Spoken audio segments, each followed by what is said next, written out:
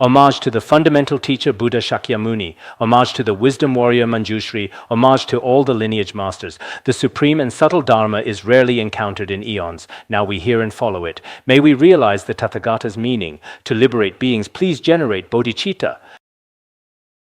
Now we will teach the Platform Sutra. After tomorrow, classes will continue as usual. Tomorrow we'll teach the ornament of clear realization, and the day after tomorrow the Platform Sutra. Now we'll teach Chapter 3 of the Platform Sutra, Questions and Answers. In the questions and answers section, there are mainly, I believe, 3 questions. Yesterday we explained the difference between merit and virtue. We explained it from the highest perspective of Zen. Today we'll teach some questions and answers regarding rebirth in the Pure Land of Amitabha.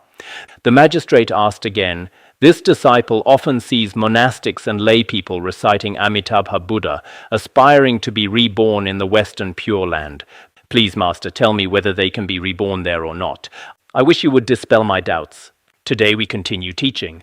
Previously, we studied the first question and answer. The second question and answer is also posed by Magistrate Wei, this official. It seems like he's the only one asking questions. Usually here, one person asks one question and that's it. But he just had to ask 3 questions. He thinks that since he invited the master, he shouldn't give the microphone to anyone else. He always thinks that being the benefactor is quite remarkable.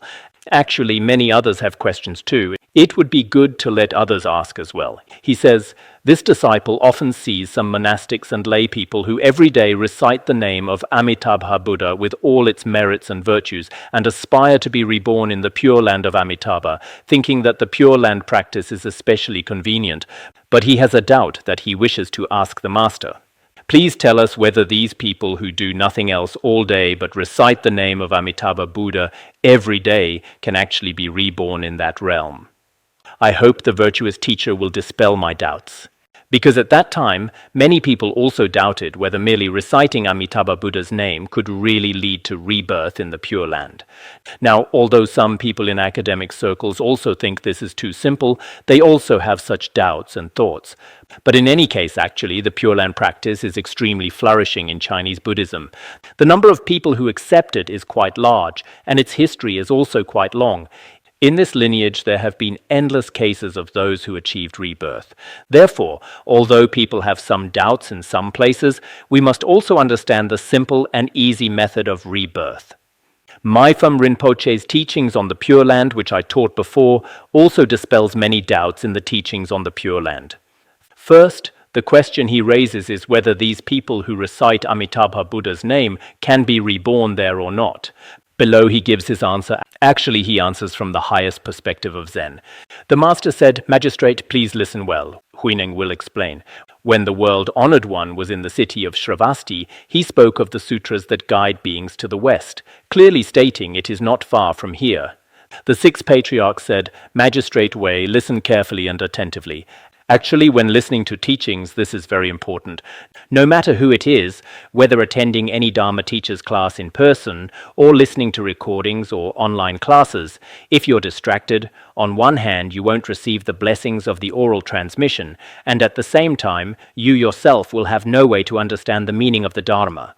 Therefore, the Buddha also, when teaching the Dharma, originally among teachers, there is no teacher in the world like the Buddha. But the Buddha also required his disciples to listen carefully, and only then would the Buddha expound the Dharma. So the Sixth Patriarch here also asks him to listen carefully, and says that Huineng can tell you and dispel your doubts. The world-honored one, when in Shravasti, spoke of the sutras guiding beings to the Western Pure Land. Some say this is the Amitabha Sutra, but the content of the Amitabha Sutra differs in some ways from the Contemplation Sutra. Actually, this phrase, in the city of Shravasti, now in Chinese Buddhism, some interpret it as referring to the Amitabha Sutra. But the Amitabha Sutra says that because in this sutra it says the Pure Land is not far, actually the sutras expounded by the Buddha are not only the 3 Pure Land sutras we speak of now. In fact, there are many other sutras. But because at that time in India there were many catastrophic destructions of the Dharma, and many were destroyed afterwards, so it's not necessarily the Amitabha Sutra. When the Buddha was in Shravasti, at that time he also expounded sutras on the magnificence of rebirth in the Pure Land.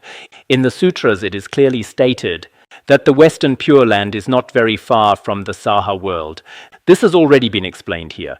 This is the main scriptural authority the Sixth Patriarch cites. In other aspects of Pure Land teachings, the Pure Land in one's own mind, that is to say, finding the Western Pure Land within one's own mind, there are many sources for this perspective. If we speak in terms of characteristics, the 10 trillion Buddha lands refer to the 10 unwholesome actions and other obstructions in one's body. Perhaps some versions are a bit different, but my version here says, if we speak in terms of characteristics, from the Pure Land there should be 10 trillion Buddha lands. This 10 trillion Buddha lands can be spoken of in terms of characteristics, but actually it refers to the 10 unwholesome actions and other obstructions in our body, which must be removed before reaching there. Therefore, as for 10 trillion Buddha lands for ordinary beings, for example, the Pure Land is 10 trillion Buddha lands away from here, or in some sutras it says 108,000 miles. Normally we say something is 108,000 miles away from here, very far away. There is such an expression colloquially. In any case, actually from our Saha world to the Pure Land, whether it's 10 trillion Buddha lands or 108,000 miles, there are two ways of speaking. One way of speaking is that we as ordinary beings are very far from the Pure Land because of the 10 unwholesome actions and 8 deviations, the 10 unwholesome deeds and 8 wrong views. We've explained these before in the aspiration prayer for the Pure Land and the preliminary practices, right? There is such a distance. Having such obstructions from our present mind is equivalent to being 10 trillion Buddha lands away, very far indeed. Speaking of it as far is for those of dull faculties. Speaking of it as near is for those of superior wisdom. Actually, from here to the Pure Land, it is very far. There is a way of saying it's very far and a way of saying it's very near. This way of saying it's very far is actually for those of dull faculties, those who have attachment to all phenomena as real, those of inferior capacity, like many people in our world. Not only the Pure Land, actually from here, any pure realm is very far from us now. If the Pure Land is very far, this is with respect to those of dull faculties and inferior capacity. Some sutras and treatises say that the Pure Land is right here in the present moment of our mind, a very near way of speaking. Actually, the Pure Land is very close to our mind, very near. This is for those of superior faculties. Actually, in the Platform Sutra, it basically follows some of the explanations from the Vajrayana. In the Vajrayana, there are also some provisional teachings. The Western Pure Land, the Eastern Pure Land of Akshabhya Buddha, and so on, with different distances, the way the Sutrayana explains it. For true awakened ones, for those who realize in the present moment, they have already recognized it in the present moment of their mind. The hell realms are like this, the Pure Lands are like this. Some provisional teachings, like in the Abhidharmakosha, have already explained that the so-called 8 cold hells and 8 hot hells are in certain locations. This can also be said from the provisional perspective. Now the entire Earth, all the planets in the world, including all the planets in the Milky Way, these are all provisional, appearing before the deluded perception of beings. But from the ultimate meaning of the Dharma, not only the Pure Land, but our present Saha world, the present happiness or pure realms, all manifest in the present moment. There are 2 kinds of people, but no 2 kinds of Dharma. In delusion and realization, there are differences. In seeing, there are gradations of swiftness and slowness. He says here that we humans have those of sharp faculties and those of dull faculties, as mentioned before. But the Dharma itself has no high or low, no such duality. The Dharma has no duality. People have 2 kinds of faculties. What is the relationship between Dharma and people? Those of sharp faculties can realize it through very simple, skillful means, while those of dull faculties have no way to recognize it no matter what. So in terms of method, there is a disparity between delusion and realization. Thus, those of sharp faculties see the true nature of all phenomena very quickly, while those of dull faculties are quite slow, needing a long time before they can realize it. Just like when we teach a class, it's the same. Originally, the Dharma, for example, we're teaching the Platform Sutra. In terms of the meaning of the Platform Sutra, there is no good or bad. However, on the side of those of us receiving it, some people receive it very quickly, some receive it very slowly. Some people, in one class, may already have some gain. Some people listen to one class, 10 classes, 100 classes, and may become more and more confused, slower and slower. Some may even develop wrong views and fall law, there are all kinds of situations. So the principles analyzed in the Dharma, I think, are extremely profound. Deluded people recite the Buddha's name seeking rebirth in that land. Realized people purify their own minds. Therefore the Buddha said, as the mind is purified, so is the Buddha land purified.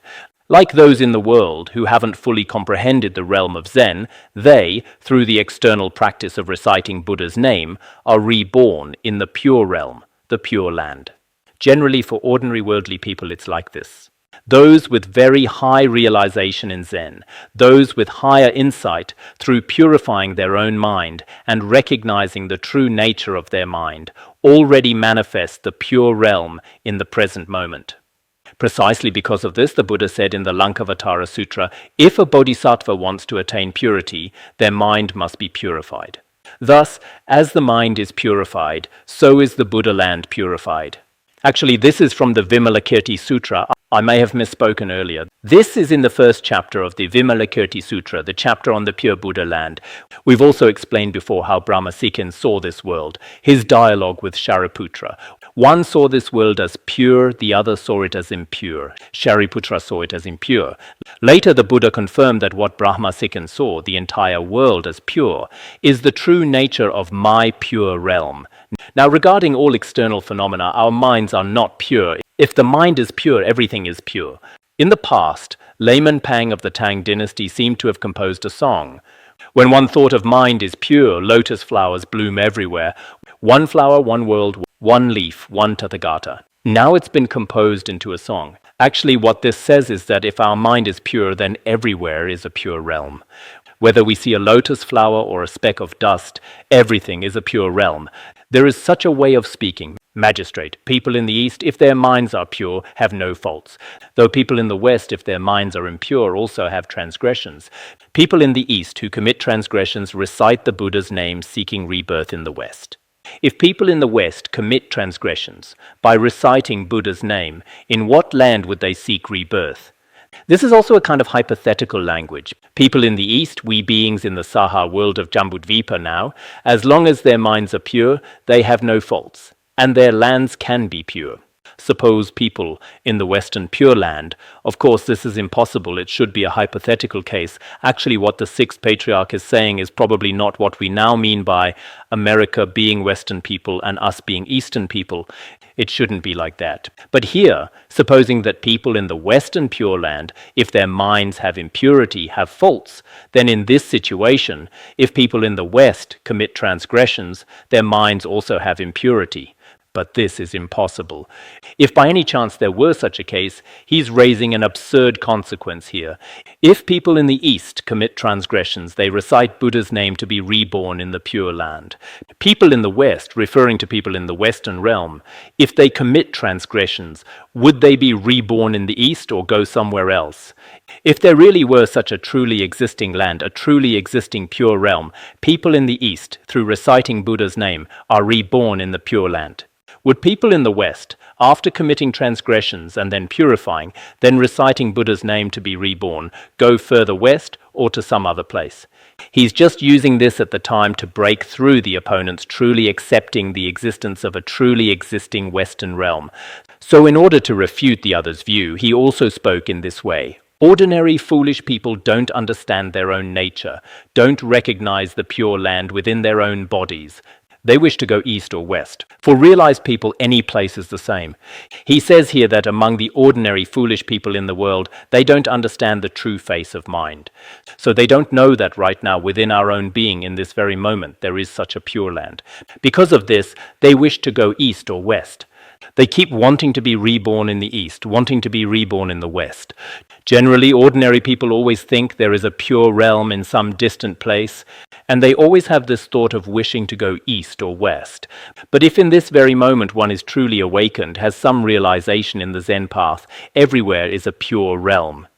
Heaven, hell, no matter what, all are in the present moment of mind. There's nothing any place is the same. It's impossible that the Saha world has an impure thing here, and then the Western Pure Land is in another place. In the Vajrayana, it's also explained this way. Why, when we listen to teachings, is the most convenient, most sublime way of listening to teachings in the Vajrayana to visualize that, for example, our audience of men, women, young and old, are all male and female bodhisattvas of the Western Pure Land, and the Dharma teacher is Amitabha Buddha, and the entire place is indivisible from the Western Pure Land. Why is this? If it weren't so pure, our visualizing this way would be a mistaken visualization. But because it is very reasonable, when we listen to teachings, also according to the view of Vajrayana, this is permitted and moreover required. It is also for this purpose. Therefore the Buddha said, wherever one dwells, one is always at peace and in bliss. Therefore the Buddha said, those who truly have some realization, no matter where they dwell, that place becomes a pure realm. That place should be said to be a place of great joy. Not only truly awakened people, actually, those who have even a little realization in their practice wherever they go, they have a sense of joy and happiness. True practitioners are like this. If one's practice is not good, for example, some of our volunteers here, because their afflictions and karmic obscurations are very heavy, and their conceptual thoughts are also quite heavy, no matter which group they transfer to, which department they go to, wherever they go, all around them are thorn bushes. There's no one who doesn't irritate them.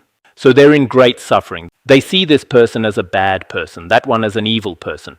The person in front is an enemy, and the person behind is annoying. So in all directions, east, west, south, north, above and below, the entire world for them is filled with hateful faces. If they truly have a sense of purity in their heart, or have something like taming one's own mind as taught in the Sutrayana, even when they encounter suffering and adversity that's difficult to face, they can still face it calmly. Many practitioners now experience very long-term suffering in their hearts. Actually, this is a sign that practice hasn't been applied to the path, that practice hasn't been successful. When practice becomes more and more successful, no matter where you are, whatever situation you encounter, even if you have a very serious, incurable illness in your body, like cancer or some especially serious disease, they can still face it very cheerfully. It will be like this. It's also explained here that the Buddha said, those who practice well in any place always experience happiness.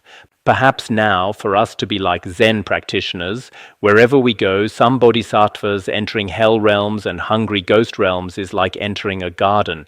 We may not necessarily have such joy now, but I hope that as practitioners, especially as Buddhists, I see some Buddhists who are truly in great suffering, as if every day they're gloomy and miserable. Actually, sometimes perhaps our past karmic obscurations manifest and we can't help it. But to be like this all day long, I think, is completely unnecessary. Otherwise, it seems the Dharma hasn't been applied to the path. I've also seen many practitioners who previously in their lives were extremely miserable, but now, because the Dharma has merged with their hearts, whatever happens, they are joyful. And they themselves are especially grateful to the Dharma because the Dharma gives them the strength and courage to live. So some people truly feel in their lives that the Dharma is the most important support in their lives, what sustains their growth. It's also explained here. We're not talking about the highest realization, but generally if one's practice is even slightly better, one should have joy and strength in the heart. Magistrate, if in the ground of the mind there is no unwholesomeness, the West is not far from here. But if one harbors an unwholesome mind, it's difficult to reach there by reciting the Buddha's name. If in the ground of our mind there is no unwholesomeness, this should be the relatively high realization of Zen, recognizing the nature of one's own mind, everywhere abiding in a state where, while recognizing the nature of mind, in all activities of walking, standing, sitting and lying, one is in a state of goodness. In this case, the Western Pure Land, even if you don't loudly recite Amitabha Buddha all day, loudly chant, you can also do so. According to the Zen view, you don't necessarily have to recite. Abiding in the realization of Zen is also like this. In our Vajrayana, it's also like this. In the Vajrayana, there are many practices. For example, visualizing the generation stage, the completion stage, reciting mantras, reciting liturgies, many external rituals and actions of body and speech. When truly abiding in primordial purity, in the realization of recognizing the nature of one's own mind, these virtues are not even particularly emphasized. So within the Zen school itself, also regarding reciting Buddha's name and such, they don't particularly emphasize them. If our mind has some realization, even if you don't recite, the Western Pure Land is right before your eyes, very near. But if your mind is not good, ordinarily we harbor evil in our hearts, conceptual thoughts, without recognizing the true nature of mind. Even though superficially you recite Buddha's name every day, rebirth in the Pure Land, I'm afraid, is also not very easy. So here, Zen and Pure Land schools, since ancient times there has been dual practice of Zen and Pure Land, but also some mutual rejection. In the past, some people asked Master Lianchi in Master Lianchi's commentary on the Amitabha Sutra, there are also some questions. They asked Master Lianchi why the Sixth Patriarch didn't acknowledge rebirth through reciting Buddha's name. At that time, Master Lianchi answered that there are several different reasons. One is different approaches. The Dharma approaches are different. It is a higher teaching. Because the Buddha's Dharma approaches are different, the faculties of the beings they're directed toward are also different. He said this is one reason. There's another reason, seemingly criticizing but actually praising. Superficially, it seems to disparage the Pure Land school, saying rebirth through reciting Buddha's name is difficult, as if he doesn't really acknowledge it. But actually, this is a form of praise. Praising what? Actually, the Pure Land is right here in the present moment of our mind. From the ultimate perspective, this is a very profound praise of the Pure Land teachings. It's not that he doesn't acknowledge it. There's also not for beginners. It's not for those just starting out. The Zen approach is not directed at beginners. It should be for those of relatively high realization, a higher level teaching. If it's a very high level teaching, the so-called Pure Land, just as in Madhyamaka, there's fundamentally no way to establish the Pure Land or the Buddha, so this is not a beginner's teaching. There's also another one he mentions, errors in the recording. In the text, there are some issues because at that time, the Sixth Patriarch, there are different accounts. Some say, including what we mentioned earlier, what the Buddha taught in the city of Shravasti in the sutras the Buddha expounded, the statement that it's not far from the Pure Land, and some individual phrases, the Sixth Patriarch himself couldn't read or write, so he had others record it. When others were recording it, at that time the secretary made some errors. The Sixth Patriarch himself made no errors, but perhaps below, others in the process of recording also made some mistakes. According to Master Lianchi's explanation, the Sixth Patriarch himself wouldn't have, as an awakened person, he shouldn't have textual errors. But those below, at that time there were no computers, they took notes by hand. Now with computers, sometimes this isn't the master's mistake, it should be the mistake of those organizing the manuscripts. Some people, when they themselves don't understand, also say the editing is wrong. I once encountered a Dharma friend who said someone's edited manuscript was wrong. I said, well, why? No matter how I read it, I can't understand it. It must be wrong. You can't understand it, can you be certain? No matter how I read it, I can't understand it. It must be wrong. There's a problem here. Whether it's you who have a problem or the book that has a problem, who knows? So sometimes perhaps we ourselves don't understand, and we can't assume the editor made an error. But perhaps there are some cases. Generally, later generations are like this. Like with Mipham Rinpoche's writings, people often say Mipham Rinpoche is an emanation of Manjushri, he can't make mistakes. But regarding certain great masters who came later, some of Mipham Rinpoche's works he wrote himself, and for some, when he was teaching, people below would provide the chapter divisions for him, including the ornament of clear realization, the Abhidharmakosha, and also entering the middle way. Several commentaries were transcribed by those afterward. Some people say they made some errors. There are such statements. But whatever is said, we feel it's not important. Actually, we're extremely grateful to them. If they hadn't recorded it, the instructions Mipham Rinpoche taught at that time would have had no way to be preserved afterward. Because at that time, Khenpo Kunpul, Shekin Rabjam, and a group of extremely remarkable great masters, precisely because they had the opportunity to receive teachings in the master's presence, and later they made great efforts to organize everything. In this regard, for each lineage master, if the group below them is very capable, then the master's instructions can be enjoyed by later generations. If at that time there wasn't great capability, or if each person acted for selfish purposes, then later transmission wouldn't exist. including, comparatively speaking, Patrul Rinpoche. Apart from what he wrote himself, his disciples below basically didn't leave behind many recordings of the master's teachings. There's still an obvious difference. What I just mentioned about the Sixth Patriarch, Master Lianchi's explanation is like this. But in any case, regarding dual practice of Pure Land and Zen, in the past, Master Yongming Yanshu also explained. He divided it into 4 types. We seem to have divided them before, right? One is dual practice of Pure Land and Zen, and then there's having Zen without Pure Land, having Pure Land without Zen, and also practicing neither Pure Land nor Zen. There are 4 types. We'll explain this below. Now I exhort virtuous friends. First remove the 10 unwholesome actions and other obstructions, and you will pass beyond the 10 trillion Buddha lands. Moment by moment, seeing your nature, constantly practicing uprightly in the time it takes to snap your fingers, you'll behold Amitabha. He says here, I exhort virtuous friends, first you should remove the 10 unwholesome actions, the 10 unwholesome deeds, and other obstructions. If you remove the 10 unwholesome deeds and so forth, including the transgression of slandering the Dharma, the 5 heinous crimes, these aren't mentioned here. When we taught the Contemplation Sutra, the obstacles to rebirth in the Pure Land also include the 10 unwholesome deeds. The main obstacles to rebirth in the Pure Land are slandering the Dharma and committing the 5 heinous crimes. So later, when explaining the different levels of rebirth, there are different causes. Here it doesn't say that to seek rebirth in the Pure Land, one must generate bodhicitta. It also doesn't mention the 4 causes of rebirth. It also doesn't mention eliminating the 5 heinous crimes. What it says here is that to aspire to rebirth in the Pure Land, one must eliminate the 10 unwholesome deeds. In some versions it mentions the 10 unwholesome deeds and 8 wrong views, but here it says the 10 unwholesome deeds and other obstructions. When this is done, one can pass beyond the 10 trillion Buddha lands. When we have eliminated the 10 unwholesome deeds and already recognized the nature of mind, we cross beyond the 10 trillion Buddha lands and immediately reach the Pure Land. Moment by moment seeing your nature. What is the realization at this time? Uninterrupted, in each moment of thought, one can see the true nature. In each instant, not departing from seeing the true nature, ordinary conduct is also in great equality. Moment by moment seeing your nature, seeing the nature of mind, always abiding in great equality, great emptiness. In this case, in the time it takes to snap your fingers, in a very brief time, you can behold the true countenance of Amitabha Buddha. Actually, whenever our mind can truly become pure, at that time we behold the Buddha.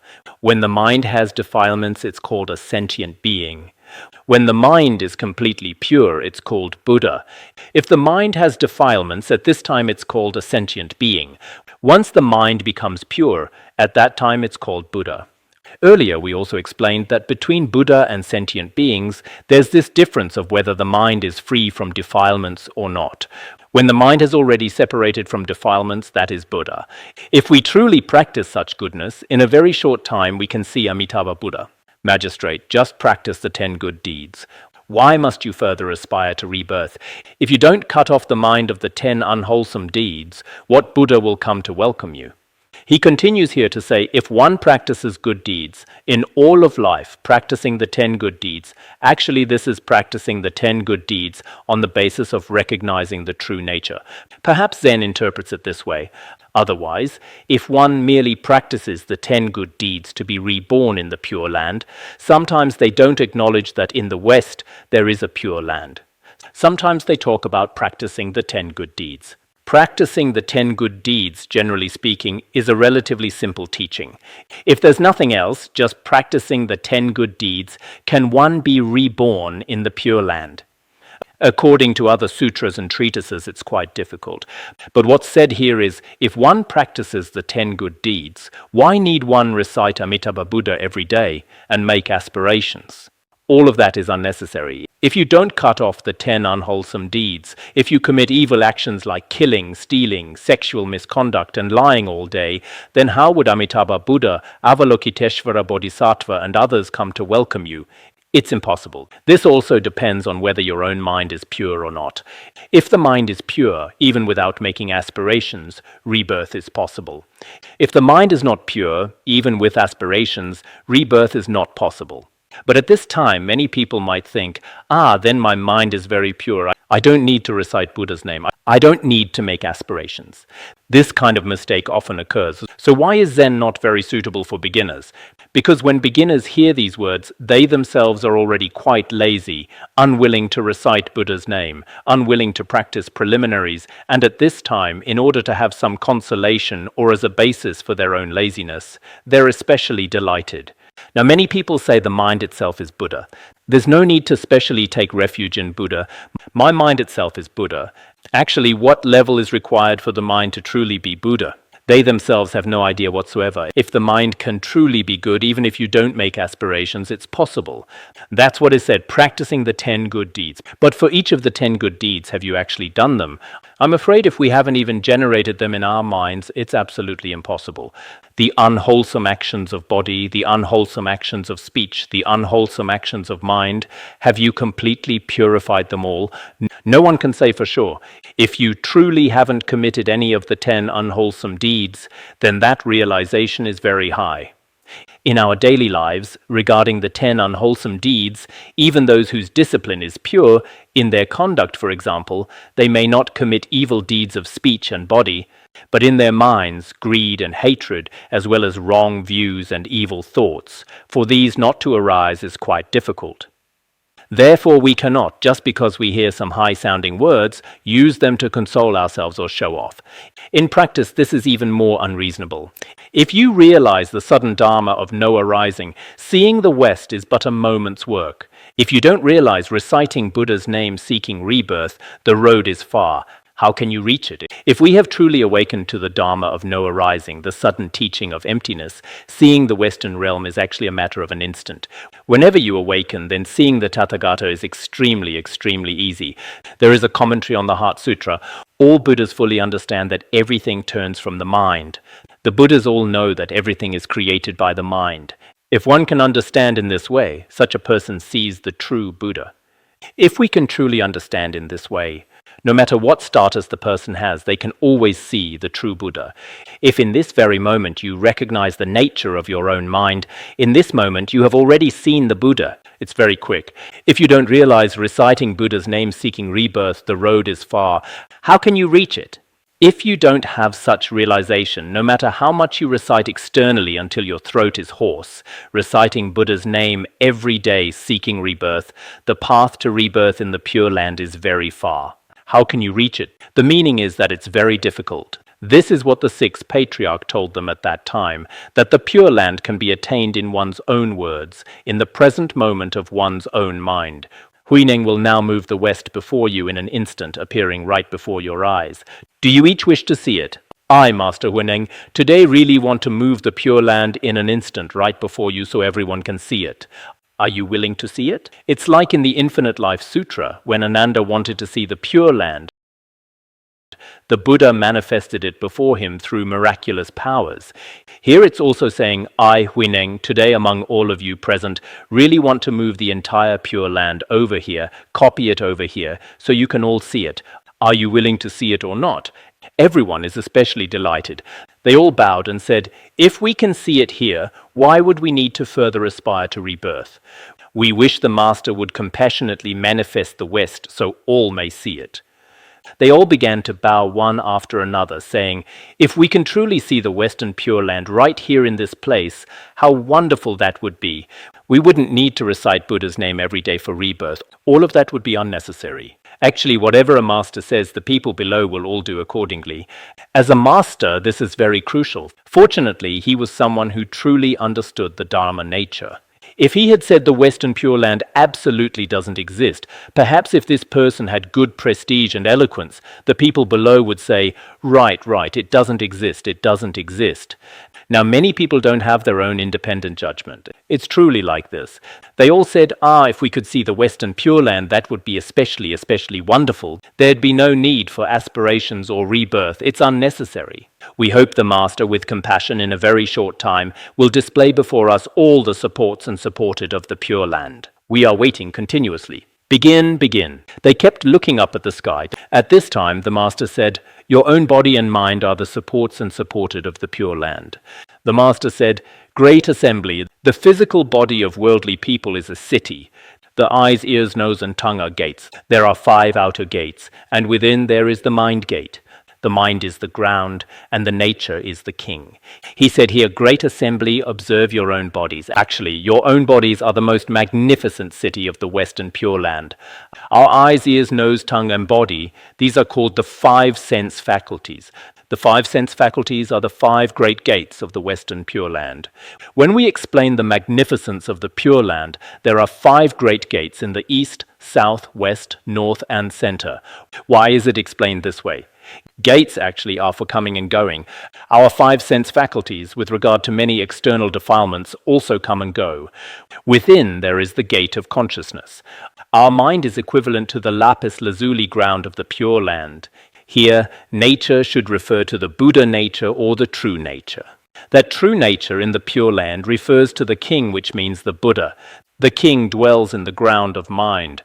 When the nature exists, the king exists. When the nature departs, the king is absent.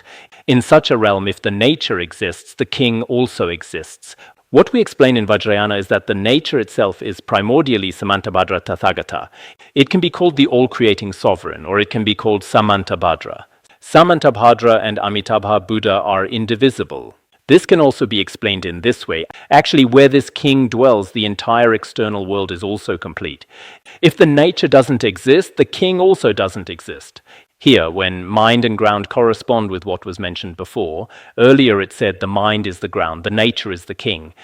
Later it says when the nature exists, the king exists. It seems here there's a slight, perhaps textual error. Earlier, the so-called nature refers to the king. Later, these two seem to be somewhat switched. Take a look at this. Master Lianqi said there were errors in the textual recording. Is this the issue? When the nature exists, body and mind are preserved.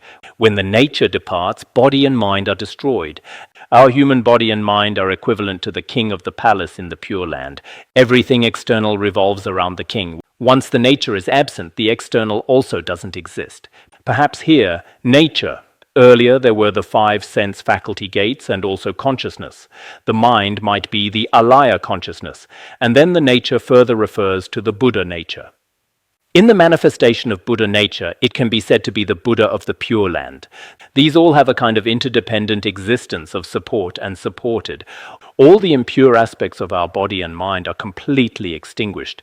But the essence of the Buddha nature, can continue to exist. Therefore, he says here, the Buddha is actualized within the nature. Don't seek outside the body. As for the Buddha, search within the true essence of Buddha nature. There's no need to seek a Western Buddha externally. When your own nature is deluded, you are a sentient being. When your own nature is awakened, you are a Buddha. We also explained earlier that if one is deluded, one is called a sentient being. If one has already awakened and recognized it, this is the Buddha. At this time, all the deities of the Pure Land can be established in the present moment of our mind. He also explains this here. Compassion is Avalokiteshvara. Joy and generosity are named Mahastamaprapta. The ability to purify is Shakyamuni. Equanimity is Amitabha. Ordinarily, we explain that the 5 graspers are the 5 Buddhas, and the 5 grasped are the 5 Buddha consorts. That is to say, the 5 consciousnesses are the 5 Buddhas. The 5 objects, form, sound, smell, taste, and touch, are the 5 Buddha consorts. The 5 elements are the 5 Buddha consorts. In the Vajrayana, great net of illusion, there is such a teaching. Here it's also the same. Also, the 8 aggregates of consciousness and other conceptual thoughts are the 8 great bodhisattvas. There is such a teaching. Of course, according to liberation through hearing, these can be transformed. For example, peaceful deities become wrathful, wrathful become peaceful. In the directions east, south, west, and north, Vajrasattva becomes Vairochana Buddha, Vairochana Buddha becomes Vajrasattva. There are also such transformations. This principle is very similar to the principles explained here in Zen. I've seen many people who teach the Platform Sutra. Perhaps when they get here, many find it a bit strange. How can my compassionate mind become Avalokiteshvara Bodhisattva? How does joy and generosity become Mahastamaprapta Bodhisattva? How does the mind that can purify become Shakyamuni Buddha? How does the mind of equality become Amitabha Buddha? Many people feel somewhat puzzled. Actually, regarding this question, not to mention Dzogchen, if one has thoroughly studied the great net of illusion, it can only be explained in this way. Apart from this, there's fundamentally no way to explain it. Why is it said now that indeed Tibetan Vajrayana is the most precious thought in the world? There are very many reasons. In this regard, it's not that we're praising ourselves and disparaging others. In the process of comparing with sutras and treatises, we know that actually the true mind, our mind itself, is Buddha. If the mind itself is Buddha, Amitabha Buddha or Shakyamuni Buddha are just distinguished from different aspects, actually in the Dharmadhatu of all Buddhas there is one taste, one essence. All bodhisattvas are merely magical manifestations and transformations of the Buddhas. We can say here that from the aspect of compassion it's called Avalokiteshvara Bodhisattva. When my compassionate mind has reached maturity, Avalokiteshvara Bodhisattva will come to welcome you. When the mind of joy and generosity has reached its ultimate, Mahastama Prapta Bodhisattva manifests before me. When the ability to purify, when the originally pure face of all phenomena is revealed, this is the form of Shakyamuni Buddha. Then equality, here even and straight, can also mean the nature of equality, which is great emptiness, the indivisibility of emptiness and purity. When the principle of great equality is completely awakened to and completely recognized, this is Amitabha Buddha. Actually, whether it's Amitabha Buddha or Shakyamuni Buddha, Amitabha Buddha is awakening at the level of emptiness. Shakyamuni Buddha is at the level of primordial purity. There's also compassion, joy, and equanimity, different aspects. Within a single conceptual thought, all Buddhas and Bodhisattvas can also be established.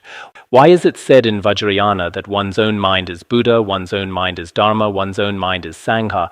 There are also very profound reasons for this. The ego is Mount Sumeru, greed is the ocean water, afflictions are waves, harmful poisons are evil dragons, falsehood is ghosts and spirits, worldly dust is fish and turtles, greed and anger are the hells, ignorance is the animal realm. If we haven't realized it, the ego is Mount Sumeru in the external environment. Greed is the 7 great oceans outside. Our afflictions under the agitation and compulsion of greed continuously generate waves. The mind of harmful poison manifests as evil dragons.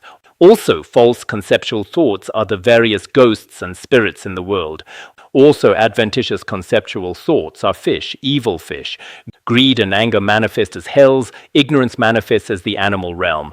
The 3 lower realms, as well as the entire environment and sentient world, all have our conceptual thoughts, greed, anger, and ignorance as their causes, externally manifesting various kinds of unpeaceful, uneven worlds.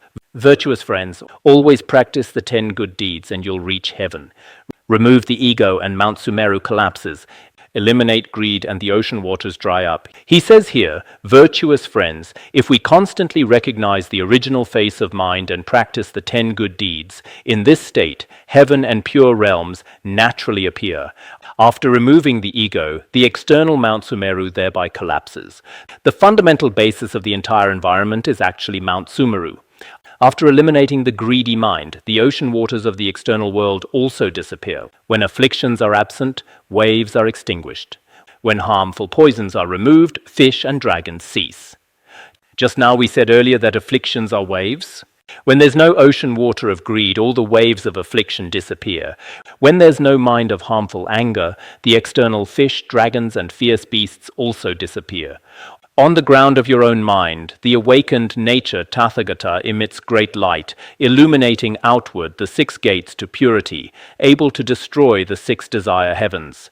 If we truly recognize our own mind at this time, the awakened nature Tathagata can emit immeasurable light, appearing from the 6 gates. It can destroy the 6 desire heavens of the world. The entire heavenly realm of samsara has already disappeared. When one's own nature illuminates within, the 3 poisons are immediately removed, and the transgressions of hell and such are destroyed all at once. When we recognize the true nature of mind within, all the 3 poisons of greed, anger, and ignorance are gone. When the 3 poisons are gone, the hells, hungry ghosts, animals, and all transgressions, all impure external phenomena, are destroyed all at once. When inner and outer are brilliantly clear, this is no different from the West. If you don't practice in this way, how can you reach there?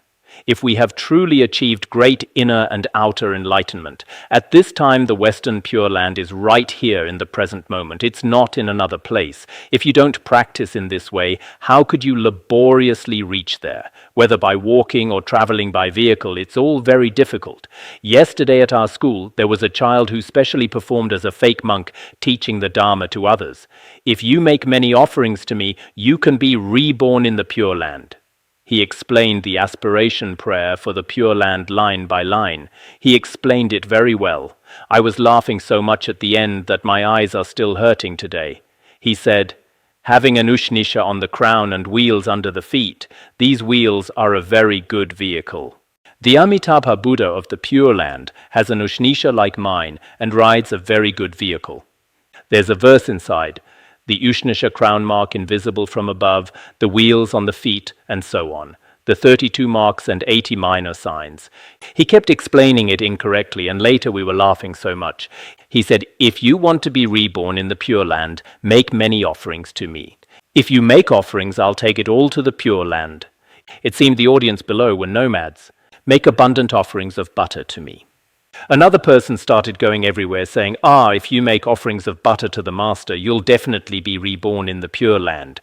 He said if you truly recognize the nature of mind, you're awakened right in the present moment. If you don't practice this way, how can you reach it? Upon hearing this teaching, the great assembly clearly saw their nature, all bowed and exclaimed together, excellent. They proclaimed, we universally aspire that all beings in the Dharma realm, upon hearing this, will understand all at once. After the great assembly heard this, everyone had different degrees of awakening. They already knew what the Pure Land is like.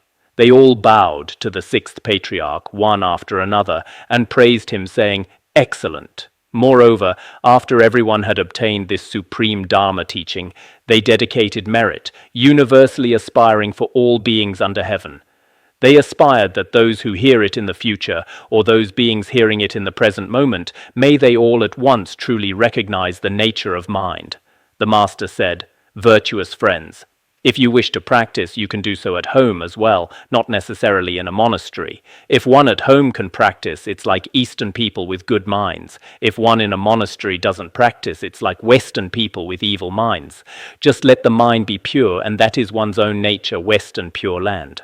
The Sixth Patriarch continued, virtuous friends, if you wish to practice, you can do so at home. You don't necessarily have to take ordination in a monastery.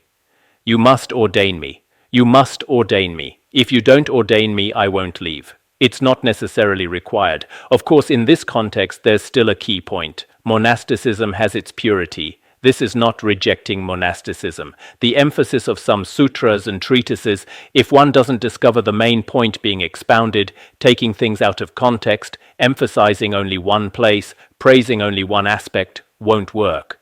What he says here is, if you're practicing, this Pure Land practice, this Zen practice, can be done at home as well. If one at home can practice, it's like Eastern people practicing good deeds. It's possible. Of course, in a monastery, if one properly practices Zen, practices reciting Amitabha Buddha, one can also be reborn. It's the same. If one doesn't practice well, even dwelling in a monastery, one may not necessarily succeed in practice. Some people whose character is bad, whose practice is bad, whose temper is bad, and who even commit many evil deeds, it's best for such people not to become monastics, best not to be in monasteries. Otherwise, the harm they cause to the three jewels is even more frightening. This kind of image of theirs ruins themselves over many lifetimes. Such phenomena can also occur in monasteries. So it's not that all monasteries are bad, nor that all lay people are accomplished practitioners, but people have certain differences. For some good people, even if you have layperson status, your practice is indeed very good. For some whose practice is not good, even if you have monastic status, your practice is also very poor. Just as in the Western Pure Land, there cannot possibly be evil people, but if in the Western Pure Land there were an evil person who generated evil thoughts every day, then that evil, no matter in whose mind it arises, will, just like poisoning, produce evil karmic results. So there won't be good retribution. Therefore, whether monastics or lay people, truly having a good mind is extremely important. External appearance and external conduct cannot judge a person. Just let the mind be pure, and that is one's own nature, Western Pure Land. If our minds truly become pure, that is the true Western Pure Land. This realization is quite high. If we haven't reached it, not only the Western Pure Land, but if our minds become pure, the Saha world we now dwell in is also completely pure.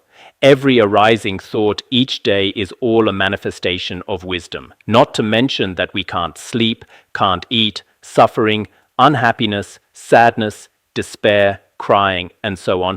All of these are impossible. Some people don't acknowledge the Western Pure Land, but acknowledge this world. This way of speaking is certainly unreasonable, including where we are now in the very moment of truly awakening to the nature of mind. In all worlds, there cannot possibly be anything truly existing. Under this understanding and view, the Western Pure Land can also not be acknowledged, can be considered non-existent. Otherwise, we should still follow what the Pure Land School and individual sutras teach. This world exists, and the Western Pure Land also exists. There should be such a distinction. Everyone must distinguish this clearly. Good, we'll stop here for today. The main topic today is how the Sixth Patriarch answered regarding the Western Pure Land according to his view. So I think when combined with the Vajrayana view, everyone should understand even more clearly.